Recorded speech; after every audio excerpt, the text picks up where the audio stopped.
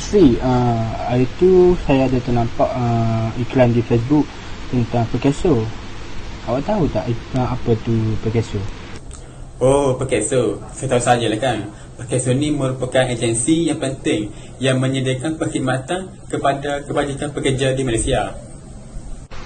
Oh, begitu.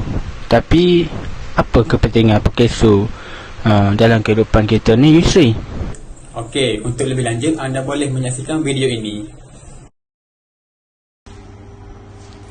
Tahukah anda apakah itu Perkeso? Saya tahu anda tidak mengetahui apa itu Perkeso. Perkeso ialah Pertubuhan Keselamatan Sosial yang secara rasmi telah disingkatkan sebagai Perkeso, merupakan sebuah agensi kerajaan Malaysia yang ditubuhkan bagi mentadbir dan melaksanakan skim keselamatan sosial di bawah Akta Keselamatan Sosial Pekerja 1969. Tidak kurang juga, Perkeso ini telah menyediakan perlindungan keselamatan sosial kepada pekerja dan tanggungan mereka. Hal ini demikian, Perkeso ialah agensi di bawah Kementerian Sumber Manusia Malaysia.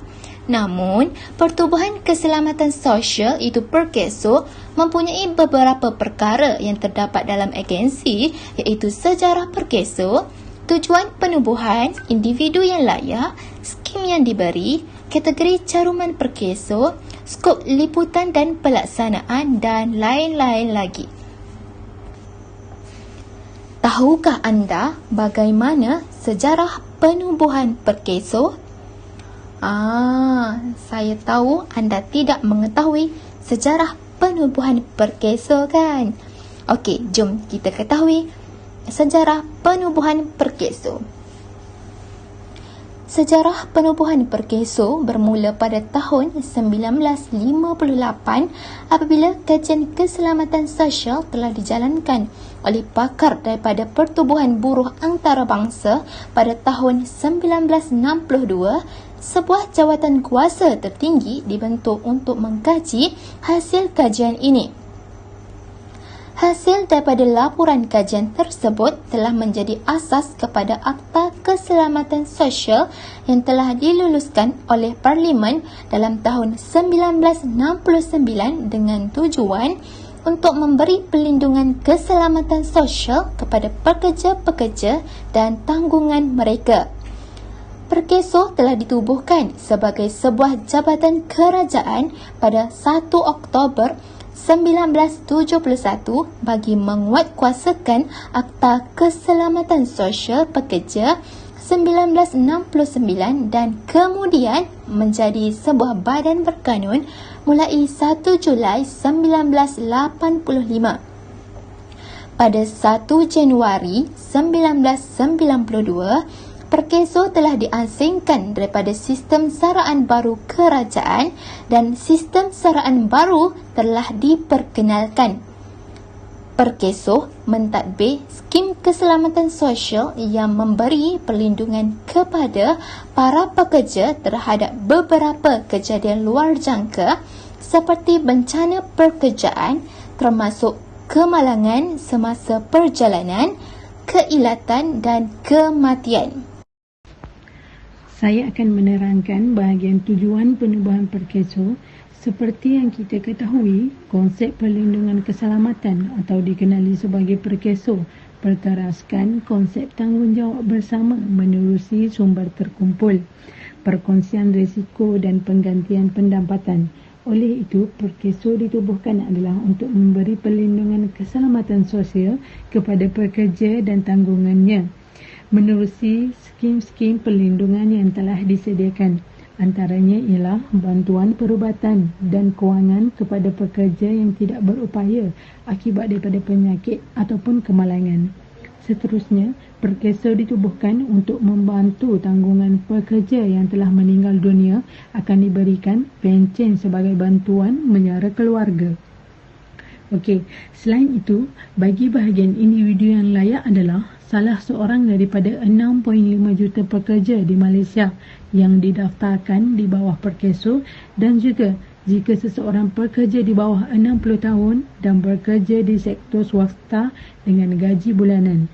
Manakala, Bagi anda yang dikecualikan adalah terbahagi kepada 5, iaitu yang pertama, pekerja tetap di kerajaan negeri ataupun persekutuan. Yang kedua, pembantu rumah.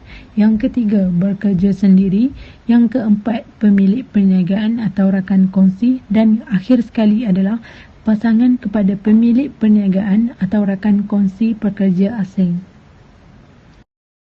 Perlindungan perkeso terbahagi kepada 2 bahagian. Pertama, skim kecederaan pekerjaan. Kedua, skim pencen ilat. Skim kecederaan pekerjaan ini memberi perlindungan kepada pekerja yang mengalami kemalangan atau mendapat penyakit yang berpunca daripada tempat kerja mereka.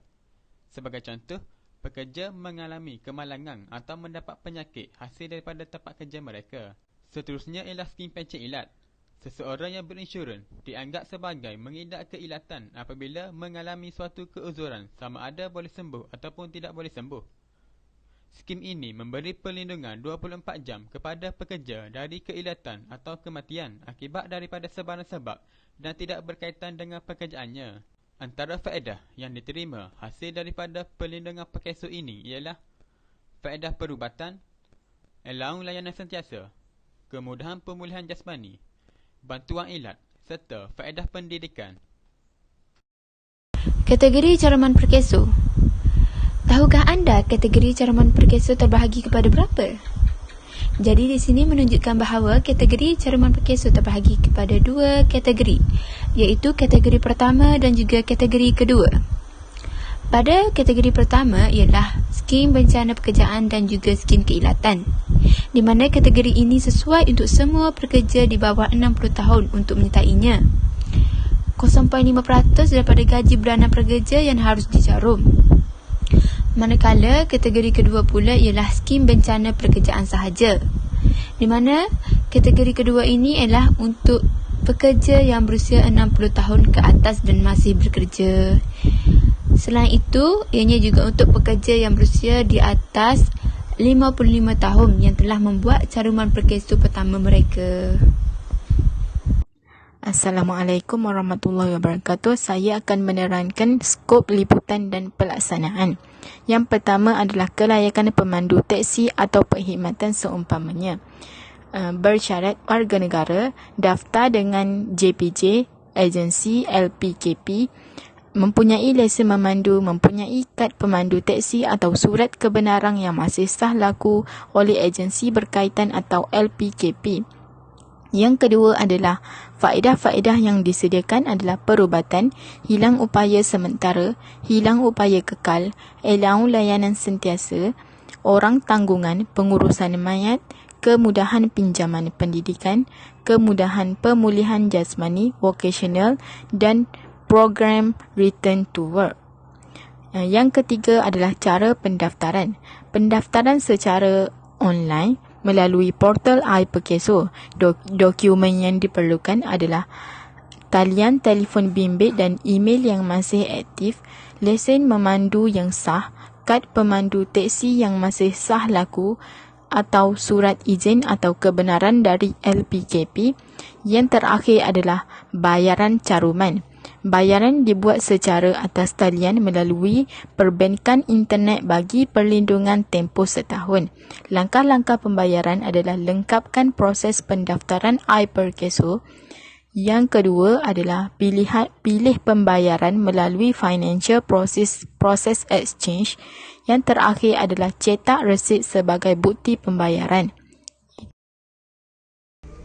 Penelitian ini meneliti bahawa Perkeso banyak memberi inisiatif kepada pekerja, di mana Perkeso telah memberi perlindungan keselamatan sosial dengan mewujudkan skim bencana pekerjaan, skim keilatan, skim bencana kerja pekerja asing dan pekerja domestik. Oleh itu, pihak kerajaan perlulah memperkasakan undan-undan bagi memastikan setiap majikan mendaftar pekerjanya di bawah Perkeso.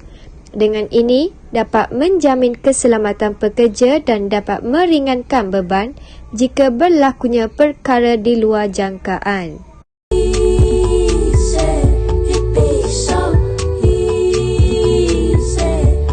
Oh, baru saya tahu perkesaan ni penting, terutama untuk kita yang bekerja di Malaysia ni. Terima kasih Yusri kerana sudi menerangkan kepada saya, dan semoga kita berjumpa lagi. Okey, sama-sama Luqman. Harap keterangan tersebut dapat memberi kefahaman kepada kita semua.